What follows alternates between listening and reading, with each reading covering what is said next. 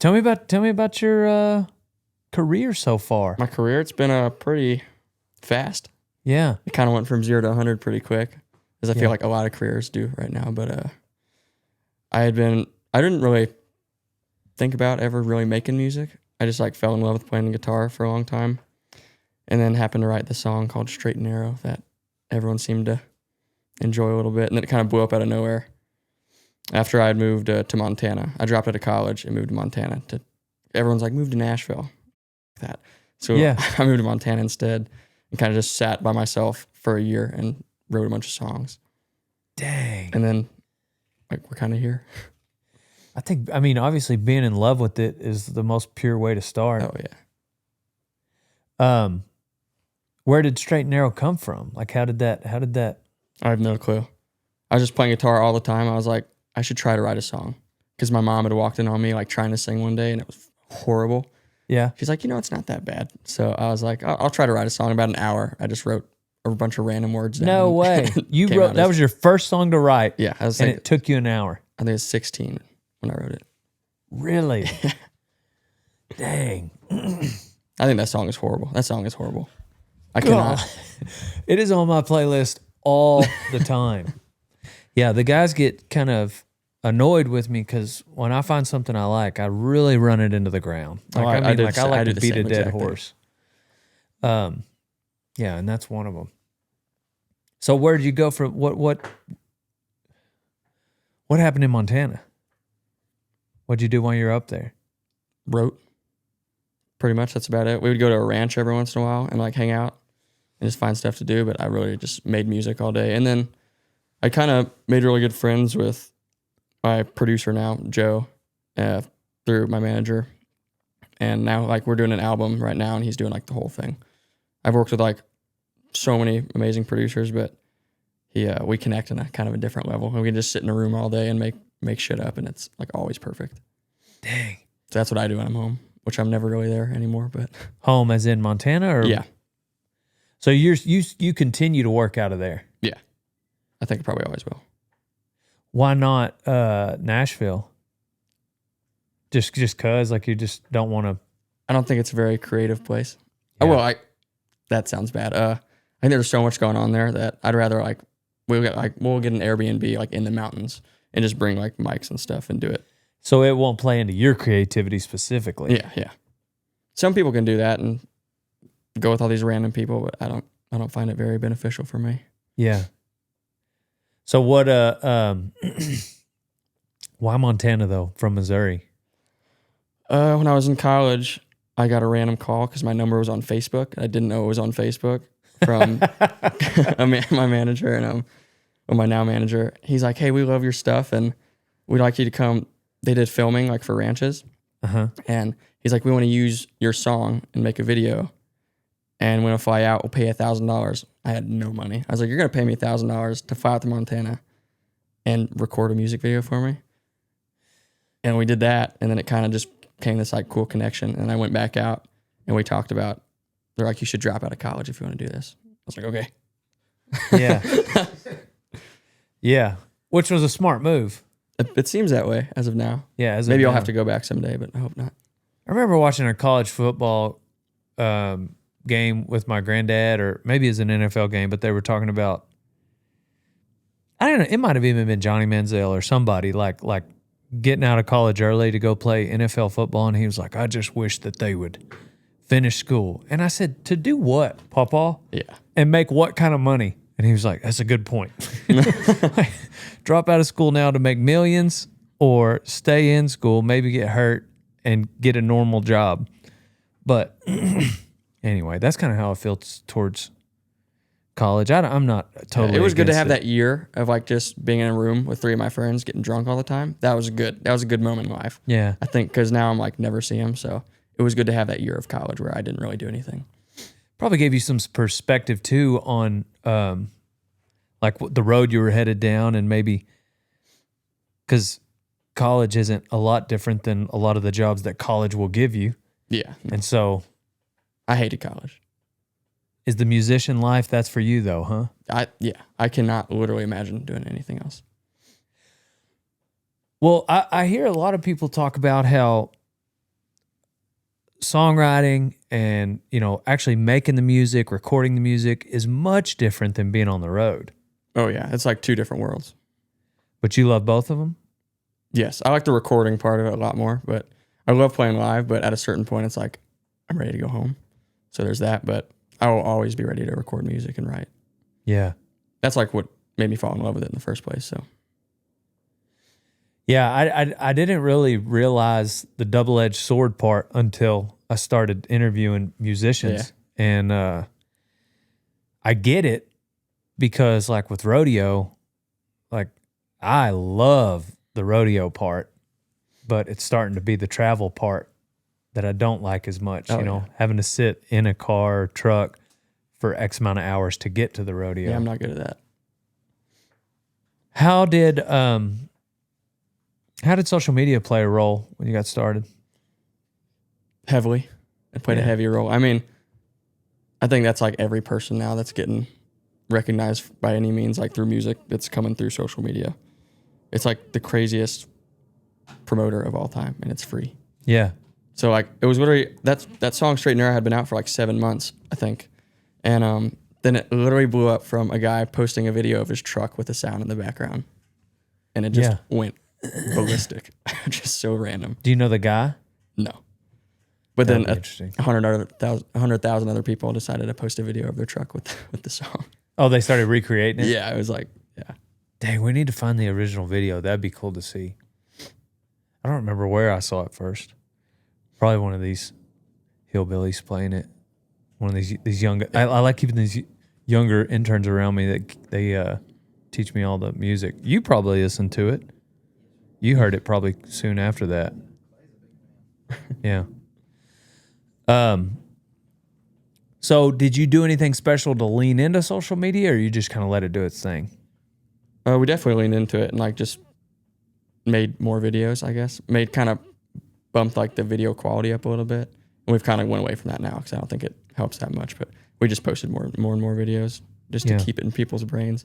But every song that's done like pretty well for me has had like some kind of moment on social media, I feel. Yeah. Which other ones? What other moments? I have a song with a girl named Avriana, that Indigo, and that's like on the same path as Straight and Narrow. And there's other ones that have done like not on that level of well, but very well. I think I knew every word to Indigo before I looked up the lyrics to find out like what it meant. Yeah. And I was like, oh, that's cool. I'm glad I know. It's like, I've done that before with certain songs, and you go to look at the lyrics, you're like, dang, I probably shouldn't sing that song. But Indigo is one of them where I was like, okay, I'm glad I know that one. That one blew up on social media for you too. Oh yeah. Yeah. Which other ones? A song called Restless Mind did really well. Man of the Year.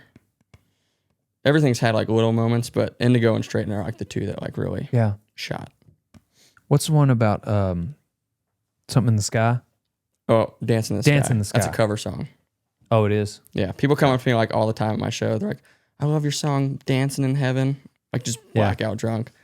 And like, I'm like, I'm sorry, that's not my song. They're like, oh. Yeah. I've never heard it before I heard you cover it. In my defense, I guess except I'm sober. So maybe that makes me even more retarded that I didn't know that. That I didn't know it was a cover. Yeah, it seems like the way to go straight to the mob. You know, like in Gladiator, where he tells Russell Crowe, he's like, you got to win over the mob to win your freedom. Yeah. And like with what I'm doing, you know, making videos, whatever, this job 20 years ago, you'd have had to go through a network, have an agent, you know, like there's so many layers of middlemen. But with the internet, I could just go straight to the mob. And it seems as though the internet has cut out a lot of jobs for middlemen in the music industry. Oh, yeah.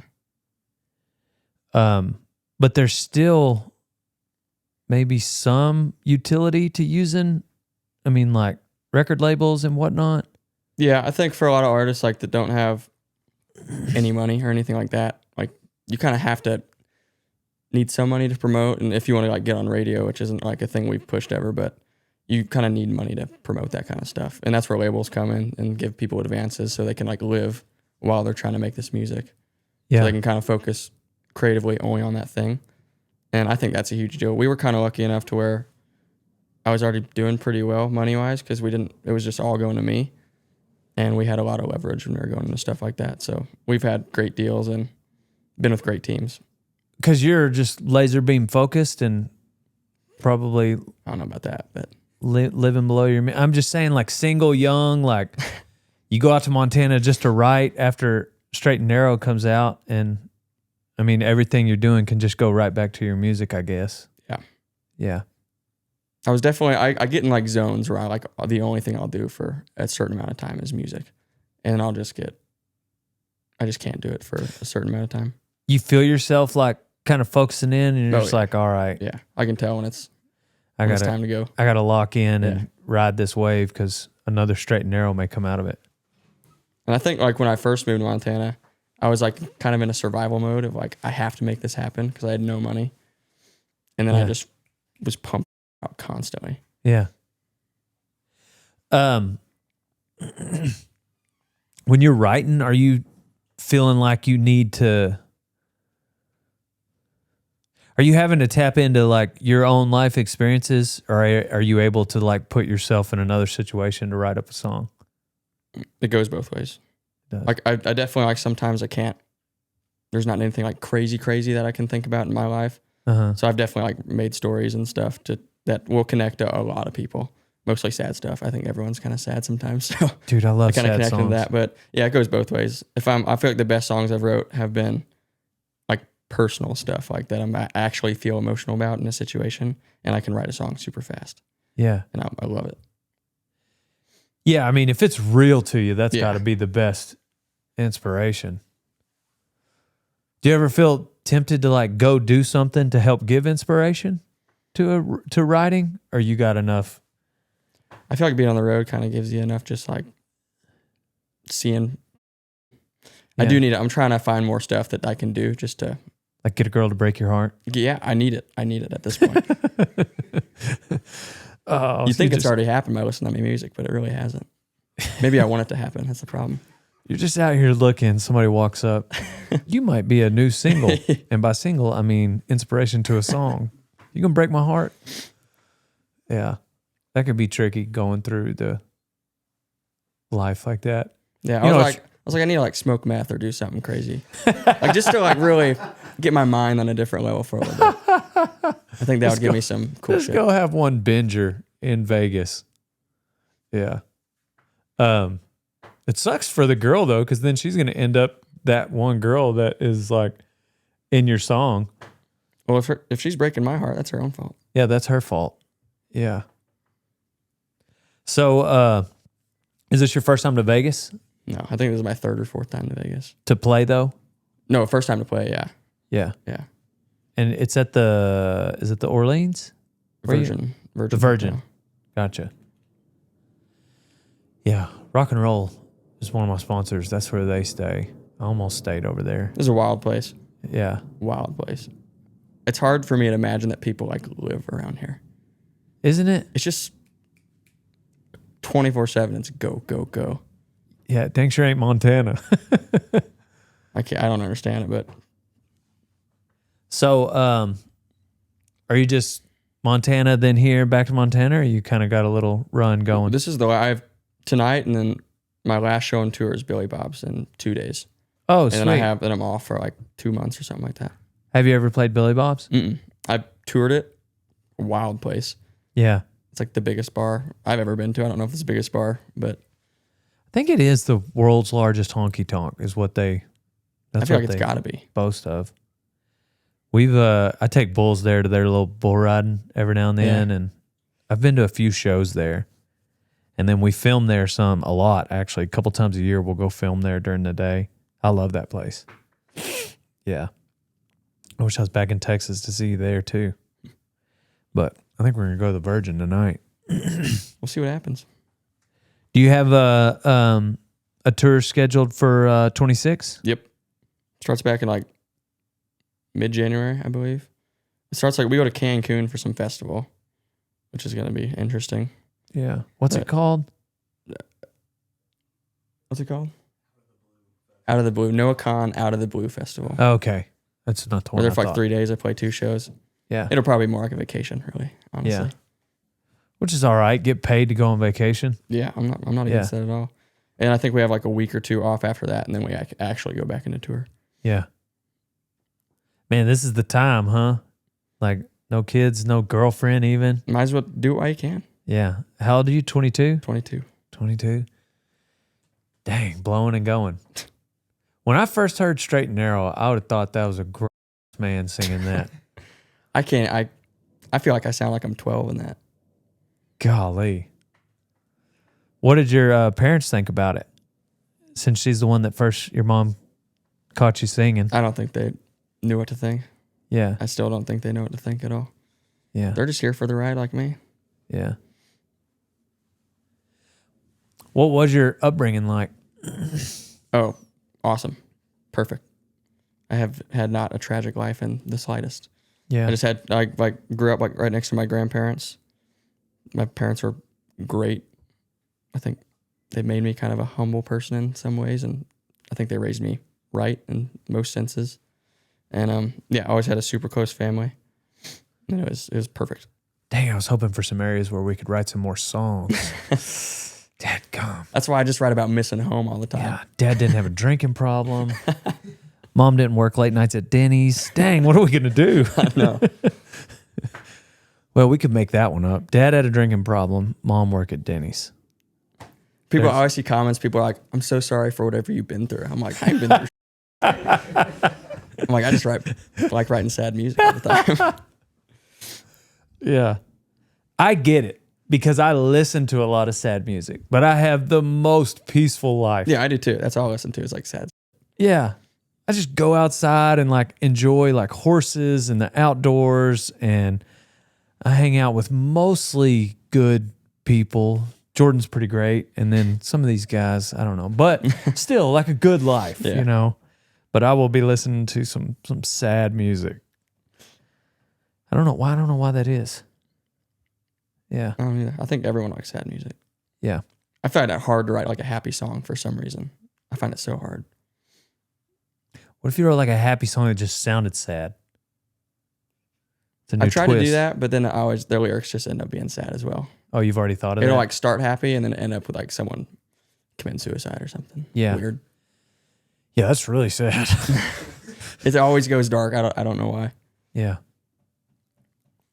Well, yeah, we should write a song right now. That'll be good. Donnie, you got any ideas?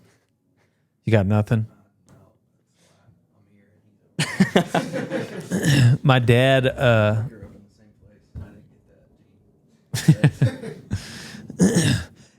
found the other day, like my dad used to tell like cowboy poetry, and he wrote some too, but he was like a big fan of Baxter Black, who would tell. He had a lot of cowboy poems, and I found one of his old briefcases the other day that had just like a stack of my dad's a bunch of poems in it with his handwriting. That's awesome. Yeah.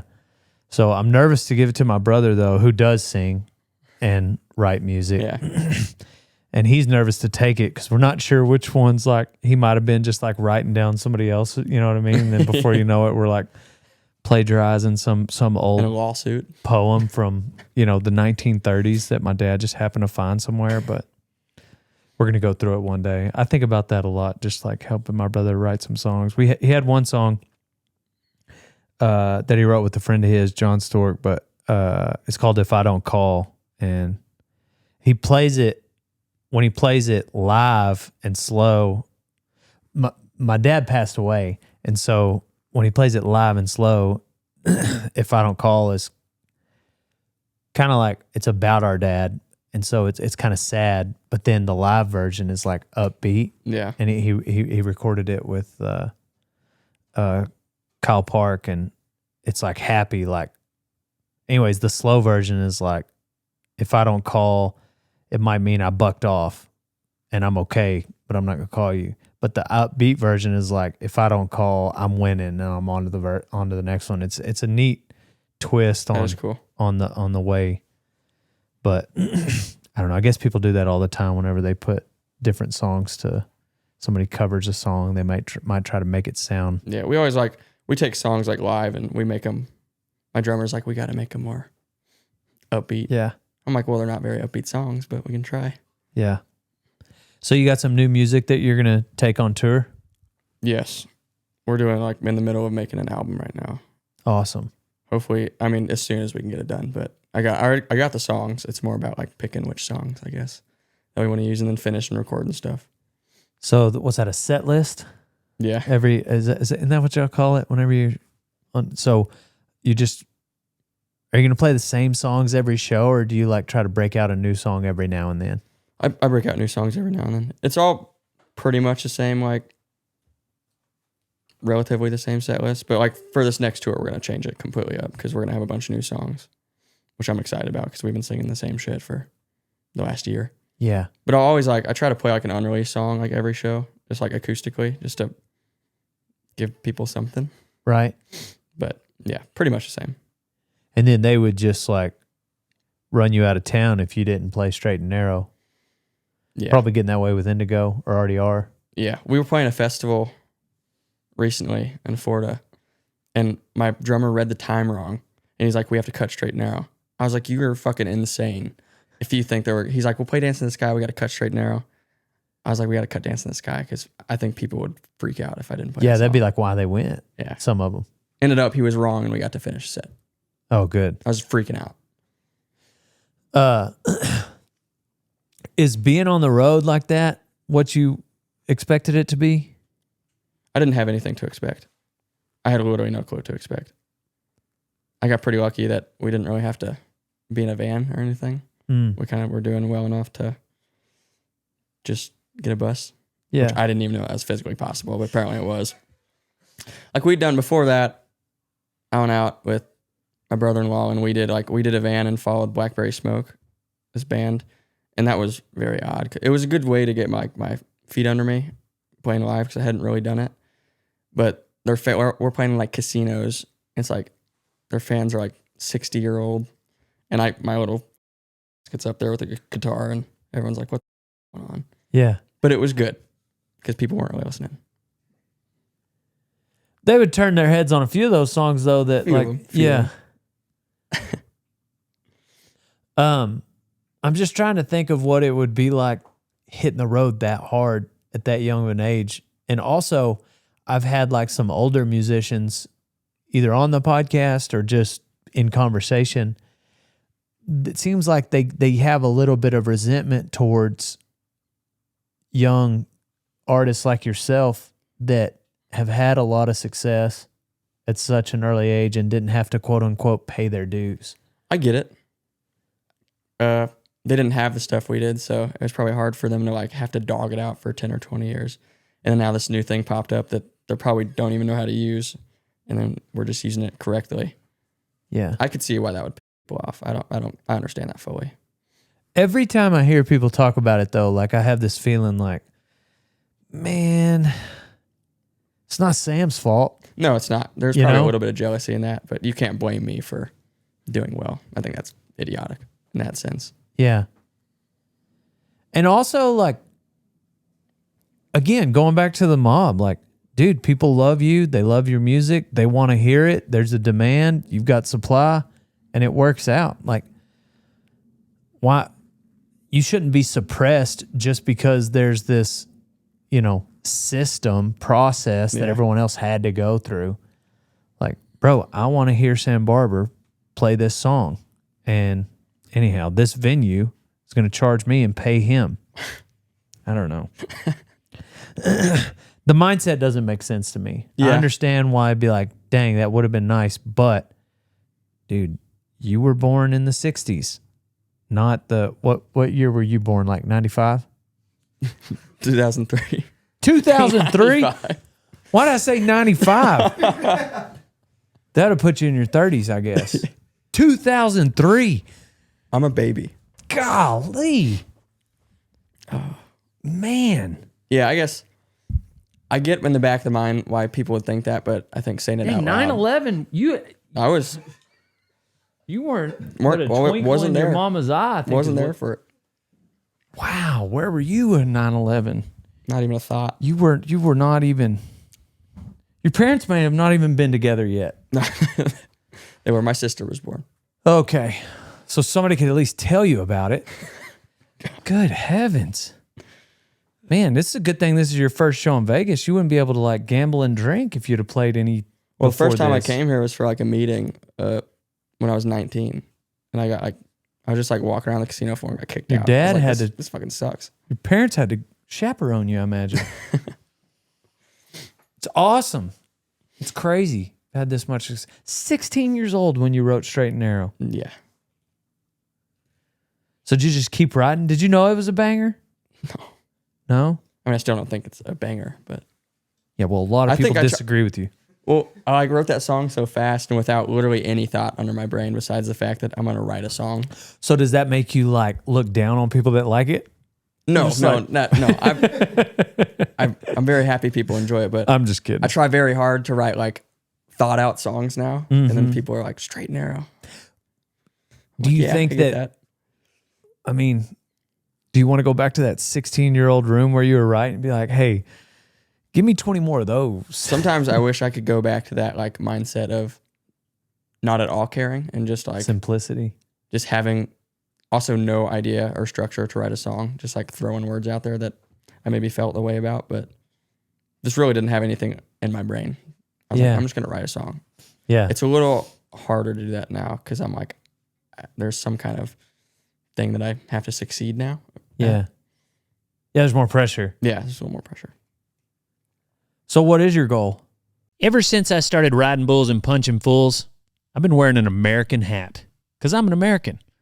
I actually wore a different hat before that for the longest, but then my mom got a job.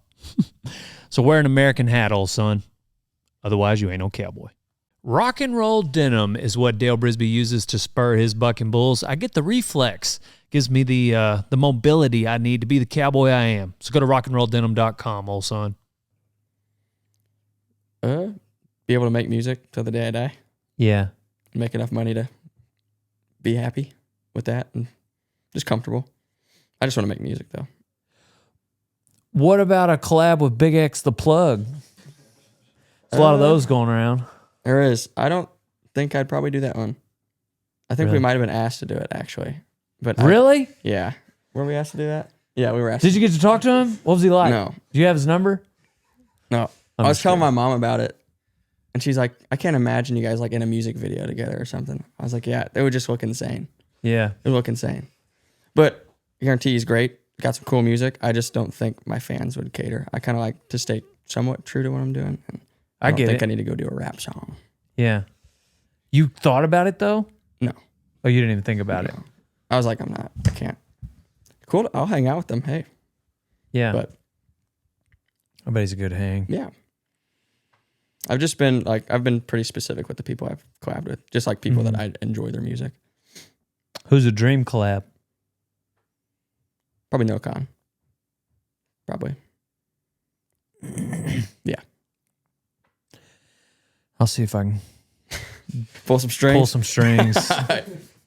Visit with them. What who'd you listen to? Jeez, I was gonna say who'd you listen to growing up, but golly, that was like a month ago. That'd be like the Steel Drivers. It's actually funny. I listen to like a lot of like older Chris Stapleton stuff. Yeah. My parents, and like I'd like go in. I'd be like in the living room, and my mom would always have this Celtic women on, which is like these Irish ladies that sing this beautiful, beautiful music. Yeah. And that was always in my head too, which is so random. Does it come out in any of your music or No, I don't think Yeah. so, but maybe it like formed something in my brain. But no. I'll say Chris Stapleton is like the main thing I remember listening to. Yeah. And then my dad listened to like Van Halen. Huh. Who? I mean, yeah, I can definitely hear Chris Stapleton in there. Van Now I Halen. listen to like Kings of Leon is like probably one of my favorite bands, and then a lot of weird stuff. A lot of really weird stuff Yeah. that most people you'd probably listen to if you're like really high. I don't get high, but Yeah. I'm guessing that would be the. Me neither. I get accused of it a lot. I don't know why, but was that last year that I was coming off of that surgery? Was that the year? 2 years ago. Yeah, Tramadale. Hydrodale came out. Tramadale. I actually was high at some of those deals. But I was like fresh off of a surgery, shoulder surgery, and it was hurting. My back surgeries, I didn't take the pills. Like maybe 3 days to sleep because I just didn't want to. But that shoulder surgery, I was popping those things like M&Ms. It's like, give me that medicine. So anyways, at the booth, and I don't think maybe in some podcasts, Hydrodale became very popular among the interns. They knew whenever Hydrodale showed up. There was about a month there where Hydrodale was kind of a thing. But they were all prescribed to me. That's good. That's always good. So, Until I ran out, yeah. And then I called the guy that Donnie knew. But anyway. Well, yeah, you probably don't. I mean, you're probably not under the influence much anyway because it's not been that long since you're even like allowed to drink. Well, yeah. I did I think I paid my dues in high school and college there. But Okay. trying to cut back these days, I actually. understand. What are some big shows you're excited about? I don't really know what we're playing. I'm clueless in like every aspect of life. We were driving yesterday when I saw a bunch of cattle trailers. Swear to God, I go, is there a rodeo around? Yesterday? Yeah, I felt like an idiot. Yesterday is when you realized you were playing at the NFR? Yeah. That's bad. That's bad. That would be, well, it definitely qualifies as clueless. I agree with you there. Definitely. I just don't pay attention to most things. I don't like watch anything. I kind of just. Dang, it's a good thing your boys, you trust your boys. I do. I have to. Otherwise, this would be like one of those stories, like one of them Dateline. Dead. This is your 30 for 30. Yeah, I just kind of was clueless and they just ran away with everything.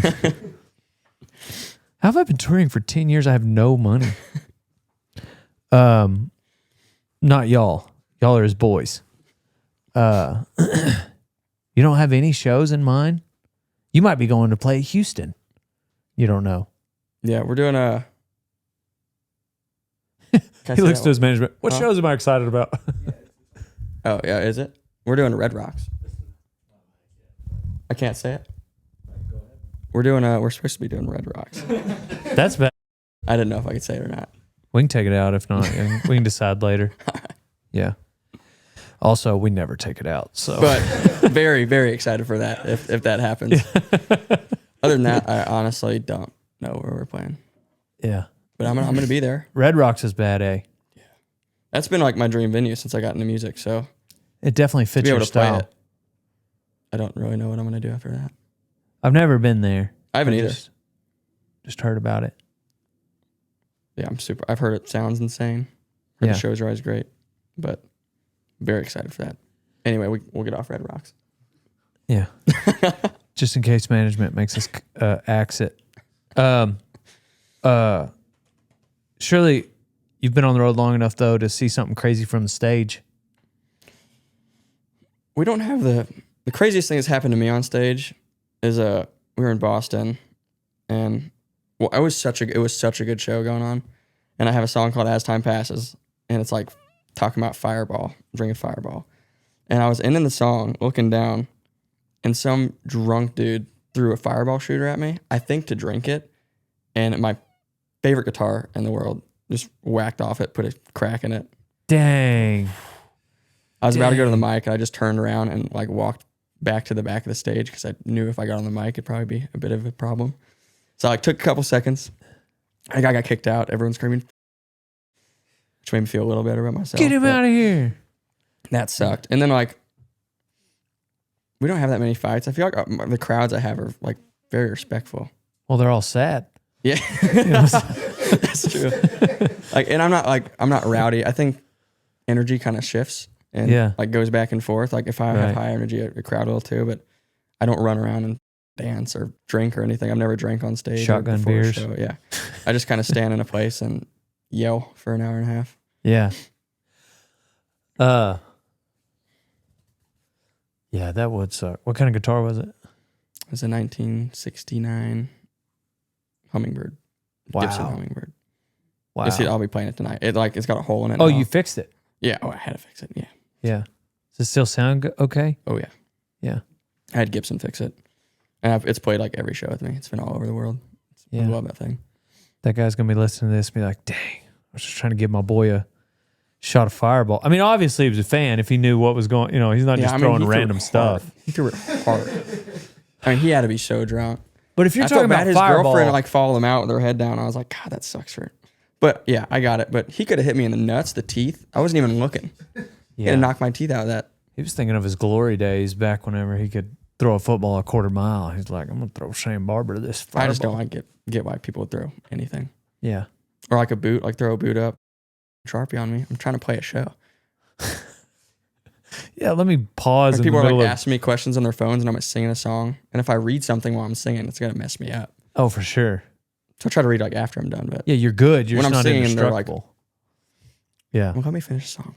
Yeah. What's the biggest show you've played? Like how many people? It'd be like a festival. I don't think that counts though. I don't think festivals count. It does Headline to probably me. like 5,000 or 6,000. I really don't. 56,000? 5,000 or 6,000. Oh, 5,000 or 6,000. Wish. Yeah. I bet it's coming though. How many fit at Red Rocks? Like 9? Yeah, 9,000. That'd be big. So we'll see if we can even sell it out. Yeah.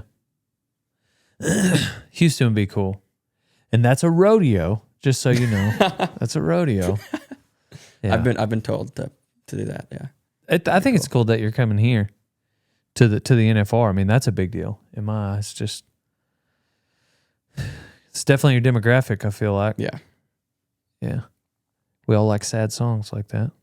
So at one show we had like 10 Hells Angels come and sing like every word, which is very, very odd to me. Yeah. Like guys with vests on, like just in the crowd singing "Dance in the Sky," crying. Then you also have like a 6-year-old girl with her mom screaming, "I'm a worn out son of a." Yeah. I'm like, what? We have a video of that. It's so funny. Yeah. Adorable. Get If I Ain't the Man of the Year. You got these like children screaming at their parents. I'm like, my parents would have beat my ass if I did that. Right. Yeah. That's funny. Your parents come to the shows? When they're closer, yeah. Yeah. Yeah, they'll try. Do you play back in Missouri a little bit? We played like twice in like St. Louis, but other than that, that's about it. Just 100 miles an hour. What up? Since when? When did it take off? Like when did your schedule really? Probably 2 years ago. Yeah. It's been kind of pretty consistent since then. Yeah. So you're starting to get at least a routine of it. Yeah. Yeah. I don't think you can really there's no routine because the shows are booked so oddly that as soon as you get off the road, you're just getting used to being on it. And as soon as you go on the road, you're just getting used to like being home. Yeah. And it's just, but I sleep very, very well on a bus. I sleep better on a bus than a bed. Yeah. That was my next So question. now I gotta because the bus is like, there's like a hum to it and it kind of shakes you in. And then when I get home and it's like dead quiet, I like to like turn the TV on because it's dead silence now. Just like, it's eerie to me. Get a box fan. Yeah, I do have a box fan that Yeah.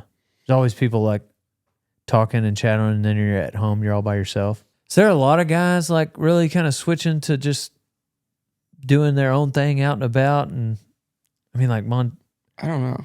I haven't really heard of it. I think most people are just kind of, I get the Nashville thing because if you go, there's so many connections there and like, and you can meet so many people and find these connections. I just don't really like people that much. Yeah. To be honest, I don't like crowded areas and stuff. So I just kind of like being alone. Yeah. It wasn't the place for me. I don't think I would have succeeded if I would have went there at all. I just don't think I could have.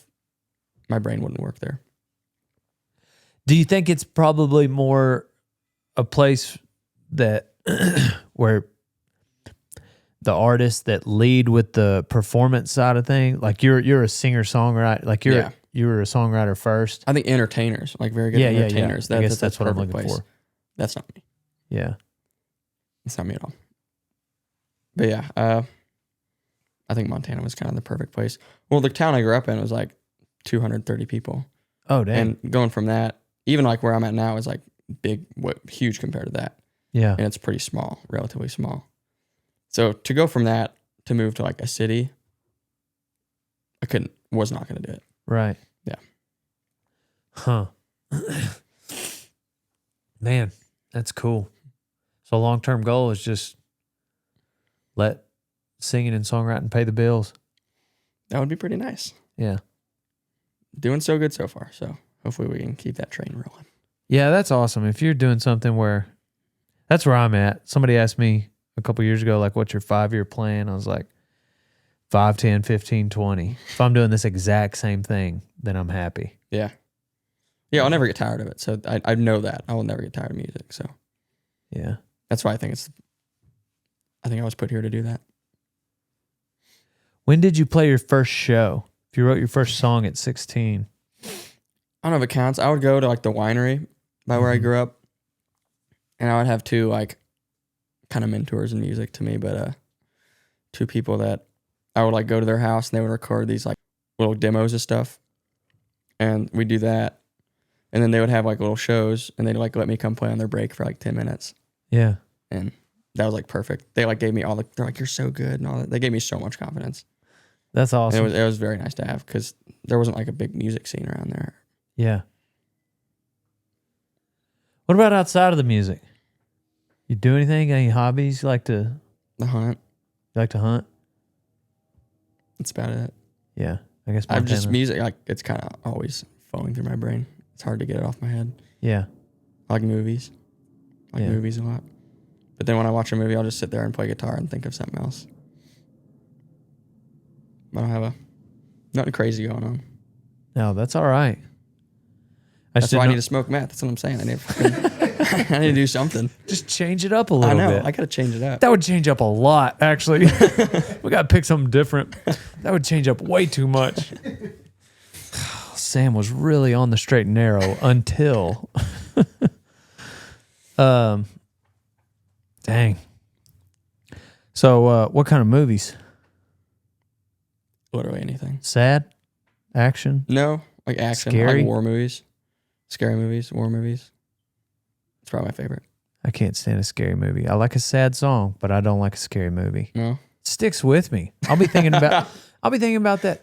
I find myself trying to sit with my face to the door just in case World War Z with Brad Pitt actually comes to life and the room fills up with zombies. Like if I watch a scary movie, I'll be thinking about it for a decade, guaranteed. Yeah, I don't think too much about it. I guess you could write a song about it though. So yeah. Cool. Well, I know you got to get to sound check, but man, it's been awesome to catch up with you. It's been a pleasure. Thank you for having me, truly. I like to usually wrap up with life advice. What is it that guides you through the straight and narrow? I think the only advice I'd have for anyone is I took like a huge leap in life. I had no money and I moved to Montana. And just because I knew that was a thing that I wanted to do for the rest of my life. And I just made sure that I made it to the situation that I was happy. I think just find what you love and work as hard as you can until it's just not a job. That's about all I could say. Dang, that's a good way to put it. I Find what you love. I tell my friends all the time because I'm like I hate my job. I'm like, what do you like want to do? What do you love to do? I'm like, you just have to do it. Yeah. That's what I did. What'd you say? Work as hard as you can until it's not a job. Yeah. Yeah. It's kind of probably going to suck for a little bit if you're kind of grinding it out, but at some point it's going to be, you're still going to love it, but you're going to be able to kind of do it as you please a little more. Yeah. That's fitting coming from yourself. Yeah. I done a podcast a couple times and got to work with a cowboy. His name's Boots O'Neill and he's 93. He still ranches. He still rides a horse every day. And I was somebody else was interviewing him and I was just with him a couple of weeks ago and they just kept, the interviewer was trying to get a certain answer, I could tell, which was authentic. That's fine. But Boots just kept answering with like, you just got to do what you love. Like that, like spend your time doing what you love, and you won't work. It won't feel like work. And him at 93 still excited to go to work. It was, That's a good example of that for sure. yeah, he was a good example of it. But it sounds like you at 22. So maybe you get to do that for 71 more years.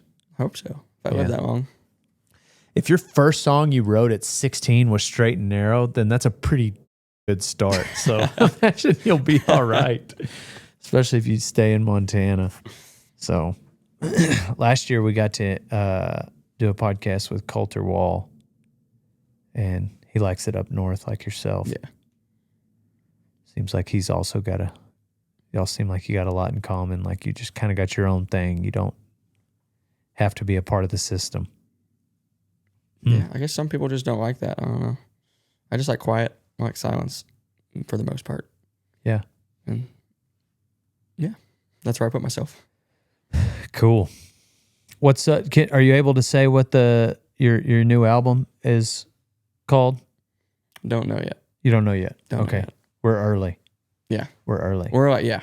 I think we're going to get it all done and then I'm going to name it. Gotcha. And your last one, your last album was called what? Restless Mind. Restless Mind. I knew pretty early that I wanted to call that one Restless Mind. Gotcha. After I'd wrote that song. Yeah. I think it fitted pretty well. Well, you guys check out Restless Mind. Look out for your new album coming out. For Sam's new album, look out for him on tour. You going all over? You don't know. You don't know. We're probably going all over. Probably going all over. So we're going to watch him tonight at the Virgin, and hopefully this comes out before you make it to Billy Bob's. Y'all go check out Sam at Billy Bob's. So cool. Well, you get to sound check, and man, it's a pleasure to meet you. Thank you again, and Troy. Thank you. I'm excited to watch your career. Hopefully I don't do much. Well, just stay on the straight and narrow. Okay? I'm going to try my best. Pow, pow, and on to the next one, everybody.